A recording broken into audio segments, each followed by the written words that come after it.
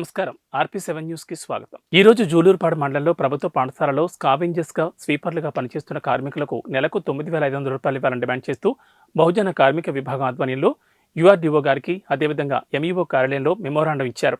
ఈ కార్యక్రమంలో కార్మికుల సంఘం మండల అధ్యక్షులు నిమ్మటూరు లక్ష్మయ్య మాట్లాడుతూ, మేము ఉదయం 9 గంటలకు స్కూళ్ల వద్దకు వెళ్లి గదులు, స్కూల్ ఆవరణ ఊడ్చి అదేవిధంగా బాత్రూమ్స్ క్లీన్ చేసి ఫైల్స్ అందించుకుంటూ సాయంత్రం 4 గంటల వరకు అదే ప్రభుత్వ స్కూళ్లలో పనిచేయాల్సి వస్తుంది.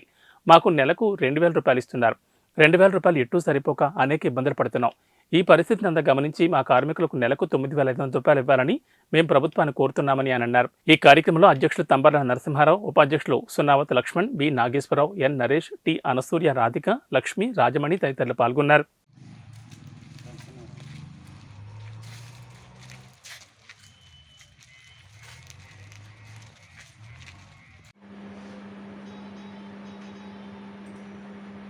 Okay sir.